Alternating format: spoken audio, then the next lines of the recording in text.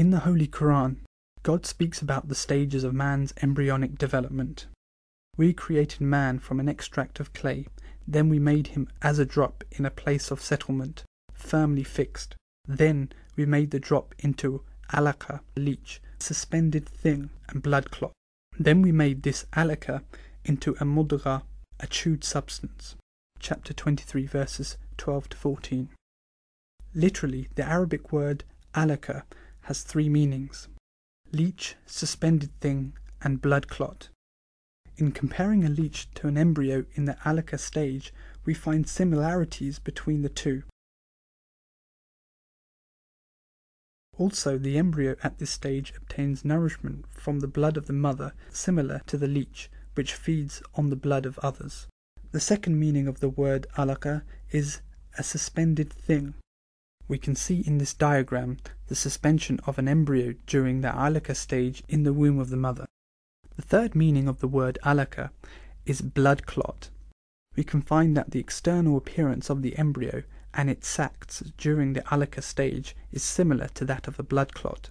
This is due to the presence of relatively large amounts of blood present in the embryo during this stage. Also during this stage, the blood in the embryo does not circulate until the end of the third week. Thus, the embryo at this stage is like a clot of blood. The next stage mentioned in the verse is the mudgha stage. The Arabic word mudgha means chewed substance. If one were to take a piece of gum and chew it in his or her mouth, and then compare it with an embryo at the mudgha stage, we would conclude that the embryo at the mudgha stage is similar in appearance to the chewed substance.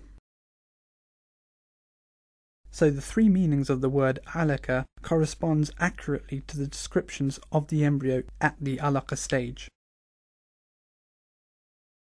The Qur'an on embryology. Professor Keith Moore is one of the world's prominent scientists in the fields of anatomy and embryology, and is the author of the book entitled The Developing Human, which has been translated into 8 languages. The book is considered a scientific reference work and was chosen by the Special Committee in the United States as the best book authorized by one person. Dr. Keith Moore is the professor of anatomy and cell biology at the University of Toronto in Toronto, Canada.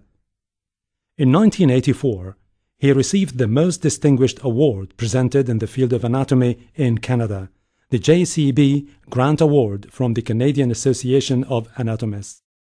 He has directed many international associations such as the Canadian and American Association of Anatomists and the Council of the Union of Biological Sciences.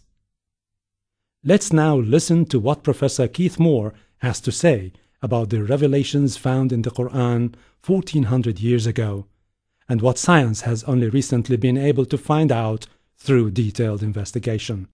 Intensive studies of the Qur'an and Hadith in the last 4 years have revealed a system for classifying human embryos that is amazing since it was recorded in the 7th century AD. Although Aristotle, the founder of the science of embryology, realized that chick embryos developed in stages from his studies of hen's eggs in the 4th century BC, he did not give any details about these stages. As far as it is known from the history of embryology, little was known about the staging and classification of human embryos until the 20th century. For this reason, the descriptions of the human embryo in the Quran cannot be based on scientific knowledge in the 7th century. The only reasonable conclusion is that these descriptions were revealed to Muhammad from God. He could not have known such details because he was an illiterate man with absolutely no scientific training.